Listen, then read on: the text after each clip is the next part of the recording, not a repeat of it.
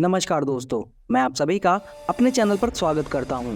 दोस्तों, देशों के बीच बढ़ते तनाव और मतभेदों के चलते सीमा पर झड़पों का होना आम बात है, लेकिन इन झड़पों को एक जंग का रूप लेने में समय नहीं लगता और आज के करंट सिनेरियो में ये हालात हमें देखने को भी मिल रहे हैं।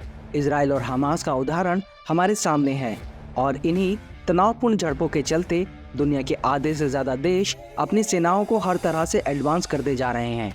और अगर बात भारत के सापेक्ष में करें तो भारत के दो दुश्मन चीन और पाकिस्तान हमेशा से ही भारत की सीमा पर अपने नापाक इरादों के साथ भारत से युद्ध करने को तैयार खड़े हैं और इन हालातों में भारत के पास अपनी अखंडता को बचाने के लिए युद्ध के अलावा कोई और रास्ता नहीं बचता। हालांकि ये दोनों देश भारत पर अतीत में भी हमला कर चुके हैं। चीन के साथ 1962 का युद्ध, जिसमें भारतीय सैनिकों ने चीनी सेना को नाको चने चबवा दिए थे, और पाकिस्तान के साथ 1999 के कारगिल युद्ध को कोई नहीं भूल सकता, जिसमें भारत ने अपने 527 बहादुर सैनिकों को खोया था। लेकिन भारतीय वायुसेना के जहाज़ों और थल सेना के बहादुर सिपाहियों की बदौलत भारत ने अनचाही जंग जीत तो ली, पर कैप्टन विक्रम बत्रा और कैप्टन सौरभ कालिया जैसे कितने ही भारतीय जवानों को खोना पड़ा। इसलिए भारत इन दोनों देशों की नीयत पर कभी भरोसा नहीं कर सकता। दोस्तों, भारत युद्ध नहीं चाहता, लेकिन अपनी सीमा को सुरक्षित रखना भारतीय सेना की सबसे बड़ी जिम्मेदारी है और इस जिम्मेदारी को निभाने के लिए ही भारतीय सेनाएं अपनी ताकत को बढ़ाने के लिए निरंतर नए और आधुनिक हथियारों को अपने बेड़े में शामिल करती रही हैं। और कारगिल युद्ध की तरह के युद्ध को जीतने के लिए फाइटर जेट किसी भी देश के लिए बहुत ज़रूरी हो जाते हैं, क्योंकि फाइटर जेट की मदद से भारत के लिए अपनी सीमा की रक्षा करना और भी आसान हो जाता है।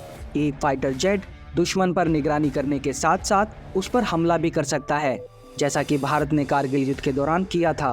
भारत ने कारगिल युद्ध में सुखोई 30, मिग-21, मिराज 2000, मिग-29 और MI-17 हेलीकॉप्टर का इस्तेमाल दुश्मन की सेना पर अटैक करने के लिए किया था। और जब अमेरिका ने युद्ध के दौरान अपनी जीपीएस टेक्नोलॉजी को भारत के साथ साझा करने से मना कर दिया था, ऐसे में भारतीय सेना ने अपने मिग-25 फॉक्सबैट फाइटर जेट और जैगुआर फाइटर जेट से दुश्मन के ऊपर निगरानी रखने का काम किया था। लेकिन तब के भारत और अब के भारत में ज़मीन आसमान का फ़र्क है। लेकिन भारत ये भी जानता है, जिस तरह से भारत अपनी सेना को एडवांस कर रहा है, भारत के दुश्मन भी खुद को लगातार एडवांस कर रहे हैं। इसीलिए भारत अपनी सेना में नए नए फाइटर जेट्स को शामिल कर रहा है और साथ ही अपने खुद के फाइटर जेट को भी विकसित करने पर काम कर रहा है। पर अपने पड़ोसी देशों की तरह भारत कोई कम्युनिस्ट देश या ऐसा देश नहीं है जिसे उसकी मिलिट्री कंट्रोल करती हो। भारत दुनिया की सबसे बड़ी डेमोक्रेसी और दुनिया की सबसे ज़्यादा जनसंख्या वाला देश है। इसलिए भारत को अपना डिफेंस बजट भी सोच समझकर खर्च करना पड़ता है, जिस वजह से भारत आज भी कारगिल युद्ध में इस्तेमाल हुए कुछ फाइटर जेट्स में एडवांस अपग्रेड करके इन्हें इस्तेमाल करता है। और मेरा यकीन मानिए दोस्तों, ये फाइटर जेट भारत के द्वारा अपग्रेड किए जाने के बाद दुनिया के कुछ सबसे घातक फाइटर जेट्स में शामिल हो जाते हैं। और दोस्तों, आज के वीडियो में हम ऐसे ही एक फाइटर एयरक्राफ्ट के बारे में जानेंगे, जिसने 1999 में कारगिल के युद्ध में अपनी काबिलियत का परिचय ऐसे दिया था कि भारतीय सेना को दुश्मनों के बंकरों की इतनी सटीक जानकारी दी थी कि भारतीय वायुसेना ने अपनी शुरुआती एयर स्ट्राइक में ही दुश्मनों के आधे से ज़्यादा बंकर तबाह कर दिए थे। जी हाँ दोस्तों, आज हम बात करने वाले हैं भारतीय वायुसेना में शामिल जैगुआर फाइटर जेट्स के बारे में। साथ ही जानेंगे कि 1968 में बने इस जेट को भारतीय वायुसेना आज भी इस्तेमाल क्यों करती है। लेकिन वीडियो में आगे बढ़ने से पहले, अगर आप यहाँ तक वीडियो को देखते हुए आ गए हैं और आपको वीडियो अच्छी लगी है तो वीडियो को लाइक, शेयर और चैनल को सब्सक्राइब करना ना भूलें। चलिए दोस्तों, शुरू करते हैं। दोस्तों, जैगुआर फाइटर एयरक्राफ्ट को 1970 के दशक में फ्रांस और ब्रिटेन ने मिलकर बनाया था। इस फाइटर एयरक्राफ्ट को फ्रांस और ब्रिटेन की वायुसेना के लिए बनाया गया था।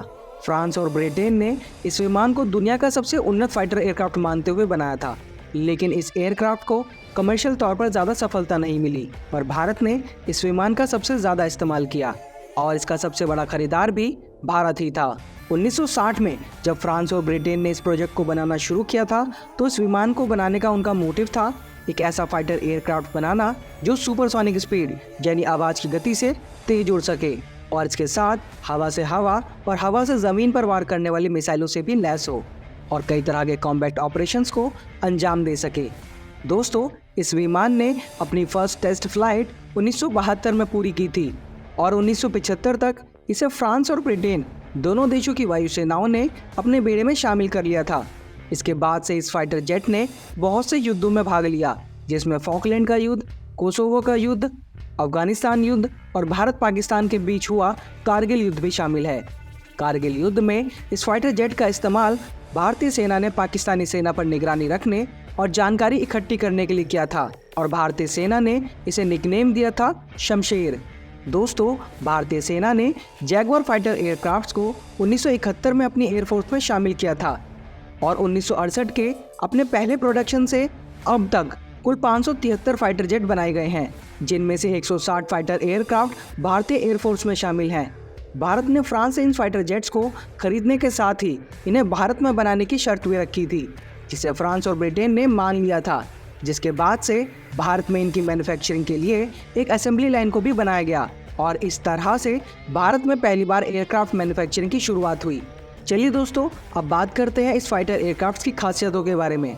भारतीय सेना के पास मौजूद 160 जैगुआर एयरक्राफ्ट में से 30 ट्रेनिंग एयरक्राफ्ट हैं। भारतीय सेना में इनका मेन काम ग्राउंड अटैक करना है। भारत में इन एयरक्राफ्ट्स को बनाने का काम हिंदुस्तान एरोनॉटिक्स लिमिटेड करती है। ये एक सिंगल पायलट फाइटर एयरक्राफ्ट है और इसके ट्रेनिंग वेरिएंट को 2 पायलट मिलकर उड़ाते हैं। इस फाइटर एयरक्राफ्ट की लंबाई 55.3 फुट, ऊंचाई 16.1 फुट और विंग स्पैन 28.6 फुट है। बिना किसी पेलोड के इसका वजन 7,700 किलोग्राम है और इसकी maximum weight take off capacity 15,700 kilogram है। ये एक ट्विन टर्बो जेट एयरक्राफ्ट है। इसमें रोल्स रॉयस के 2 टर्बो मेगा ऑडोर MK102 इंजन लगे हैं, जो 67,720 न्यूटन तक का थ्रस्ट जनरेट कर सकते हैं। इसकी टोटल फ्यूल कैपेसिटी 4200 लीटर की है। इसमें 1200 लीटर की ड्रॉप टैंक भी लगाए जा सकते हैं। इतनी क्षमता के साथ ये फाइटर एयरक्राफ्ट 17,000 किलोमीटर प्रति घंटे की रफ्तार से उड़ान भर सकता है और किसी समुद्री सतह के ऊपर 1350 किलोमीटर प्रति घंटे की रफ्तार से उड़ान भर सकता है। पूरे फुल फ्यूल टैंक्स के साथ इसकी रेंज 1902 किलोमीटर की है। ये मैक्सिमम 46,000 फुट की ऊंचाई तक जा सकता है और मात्र 1.5 मिनट में 30,000 फीट की ऊंचाई पर पहुंच सकता है। इसकी सबसे बड़ी खासियत ये है कि ये 600 मीटर के छोटे रनवे पर टेक ऑफ और लैंडिंग करने की क्षमता रखता है, जो इसे कारगिल जैसे पहाड़ी जगह पर, जहां रनवे बहुत छोटे होते हैं, ऑपरेट करने के लिए बिल्कुल परफेक्ट बनाता है।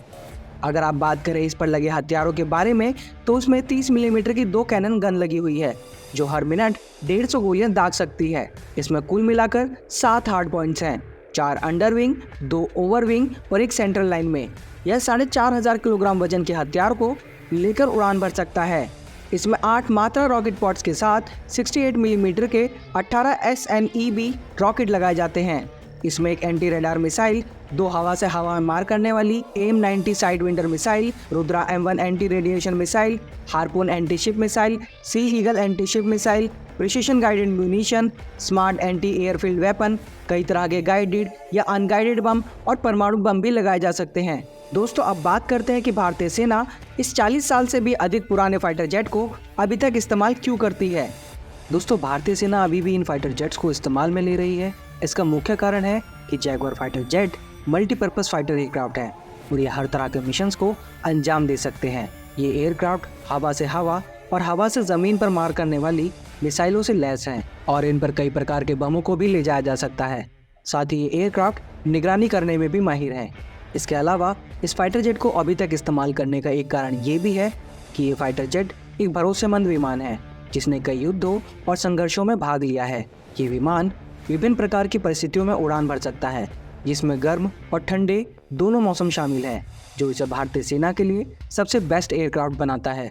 इसे अभी भी भारतीय वायुसेना के द्वारा इस्तेमाल किए जाने का एक कारण ये भी है कि इन एयरक्राफ्ट्स को आज के आधुनिक हथियार प्रणालियों और इलेक्ट्रॉनिक्स से लैस किया गया है, जो इन विमानों को आने वाले वर्षों में भी भारतीय वायुसेना के लिए एक प्रभावी हथियार बनाए रखेंगे। दोस्तों, ये भी सच है कि जैगुआर फाइटर जेट्स पुराने हो गए हैं और इन्हें धीरे धीरे इंडियन मेड तेजस मार्क 1 और तेजस मार्क 2 फाइटर एयरक्राफ्ट से बदला जाएगा। लेकिन भारतीय वायुसेना जैगुआर विमानों को 2023 तक अपने बेड़े में रखने की योजना बना रही है। इसके बाद भारतीय वायुसेना इन्हें रिटायर करना शुरू कर देगी।